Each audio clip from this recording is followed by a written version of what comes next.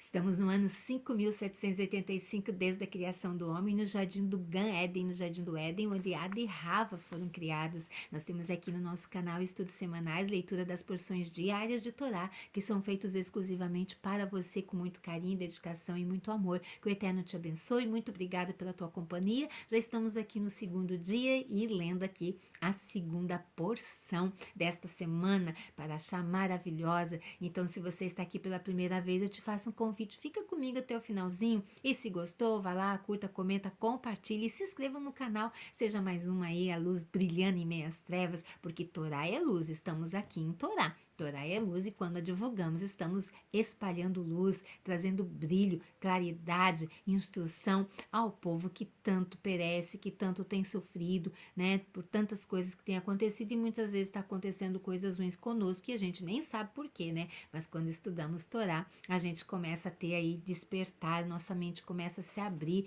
né? E a gente começa a entender o porquê que está acontecendo determinadas coisas conosco, com os outros e com o mundo inteiro, né? Então quero deixar com vocês aqui essa paraxá dessa semana e você é meu convidado, fica comigo até o final e daí lá no finalzinho, se você gostou, se foi proveitoso para você, curta, compartilha, comente, se inscreva no canal.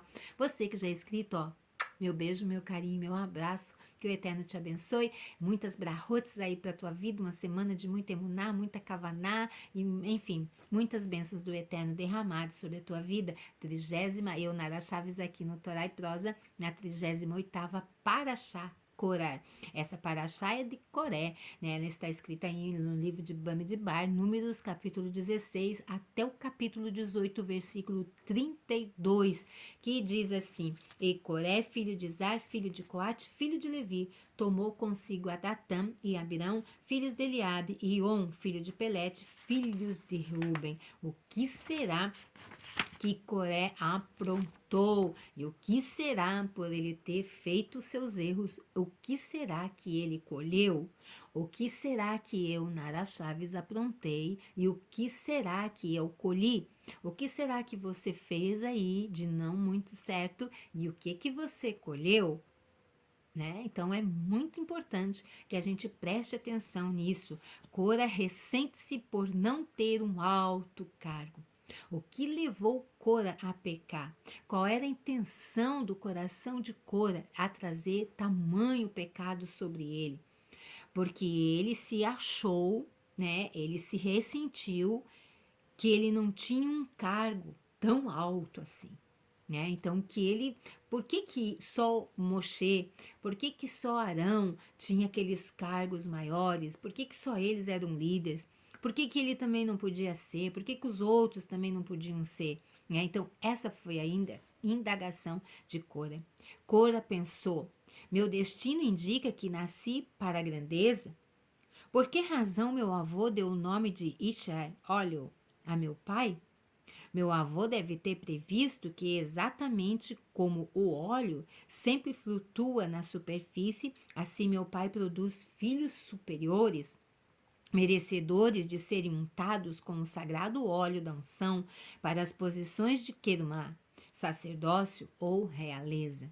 Então aqui já começa a indagação. Por que ele tinha recebido esse nome, Itchar, né, que é óleo, né, a meu pai? Por que ele tinha recebido isso? Agora, quem é mais predestinado que eu, o filho mais velho de Ishar, e mais qualificado para altos cargos? Nossa, ele estava se sentindo. Sabe aquela pessoa que fica se sentindo? Ou a gente mesmo, né? Nossa, olha só quanta sabedoria eu tenho. Olha só como eu faço bem esse serviço. Ai, fulano lá não faz bem quanto eu, né? Por que aquela pessoa ganha mais que eu ganho menos? Por que o meu salário é tão pouquinho? Por que aquela pessoa lá conseguiu comprar isso, comprar aquilo, casou com tal pessoa? Por que o meu marido não é assim? Por que a minha esposa não é assim? Por que os meus filhos não são como aqueles filhos de tal pessoa? Você conhece pessoas assim? Realmente Cora combinava qualidades superiores que poucas pessoas possuíam. Primeiro, seus ancestrais eram ilustres, realmente ele era de família de ilustres. Primeiro, seus ancestrais eram ilustres, o seu antepassado era Kehat e a sua família, os filhos de Kehat, era a mais importante das famílias dos levitas. Cora era primo em primeiro grau de Moshe e Aharão. Pensa, primo de Moshe, primo de Aharão. Segundo, Cora era escolhido como um dos carregadores da arca. Olha o privilégio que ele tinha, que os outros não tinham. Além disso, Cora era um homem muito inteligente e muito culto. Ele previra através do espírito de profecia que entre seus descendentes incluía o famoso profeta Shemuel, bem como 14 grupos de Leviim que possuíram o espírito de profecia. Cora disse: Estou destinado a ser a fonte de todas essas grandezas. Como pode ser que eu mesmo não atinja um posto de destacada importância? Ele estava muito preocupado com a sua grandeza. Sabe quando a gente se preocupa demais conosco? Olha só como eu sou, né? Eu tenho que ser. Acima de tudo, Cora, saber de antemão acerca da grandeza da sua prole fortaleceu a sua crença e sucesso de revolta contra Moshe. Não percebia que seria destruído e que seus filhos sobreviventes gerariam esses grandes descendentes. Acima de tudo, Cora estava muito seguro de si e presunçoso por causa de sua fabulosa fortuna. Pensava que era favorecido por Elohims e que por isso tinha o direito de travar contenda contra Moshe, pois um homem rico fala com imprudência. Lá em Mishlei, Provérbios 18, 23. Como Cora ficou rico? Como é que ele ficou rico? Os outros membros da tribo de Levi viviam na pobreza.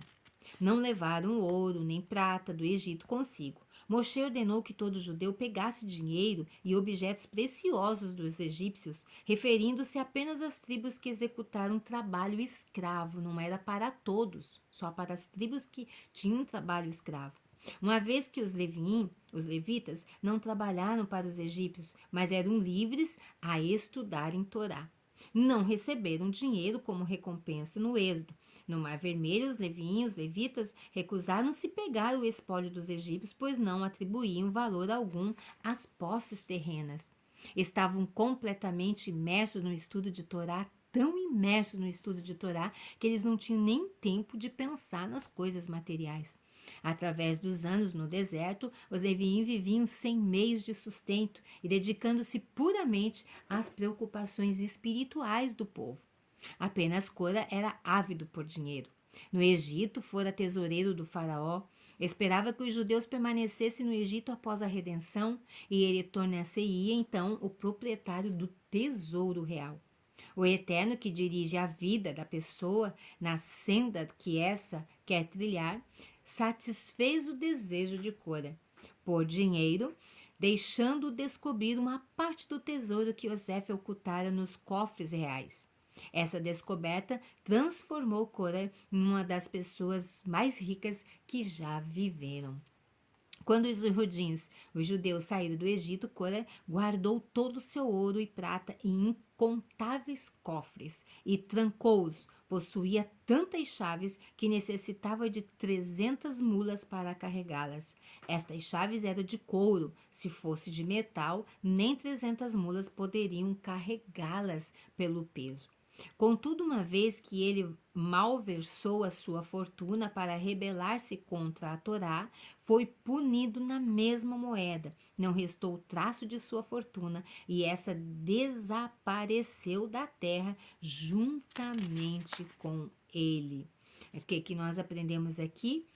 Que não adianta nos afortunarmos de coisas se em primeiro lugar não ver a parte espiritual da nossa vida, porque assim como essa fortuna vem, ela também vai embora. Então nós precisamos prestar atenção no que nós estamos construindo. Como é que o meu dia está sendo construído? Como é que eu reservei a primeira parte das horas da minha vida, que o dia que o Eterno me presenteou, que é o meu presente, é o meu hoje? O que eu estou fazendo com este presente hoje que o Eterno está me dando das horas do meu dia? Como eu estou iniciando isso? E aí vai determinar o meu futuro, vai determinar o meu fim lá na frente. Então, como eu estou construindo? Então, aqui a gente começa a entender o desfecho de por que tamanha revolta Cora fez. O que que levou Cora a blasfemar, a rebeliar, a ser contra? Porque o coração de Cora, como é que ele tinha construído aqui dentro dele as suas intenções? Como é que ele servia o Eterno? Qual era a intenção com a qual ele estava servindo o Eterno? E essa pergunta fica para nós no dia de hoje. Com que intenção eu estou estudando Torá? Com que intenção eu digo que sirvo ao Eterno? Fica aqui para você responder, para você mesmo.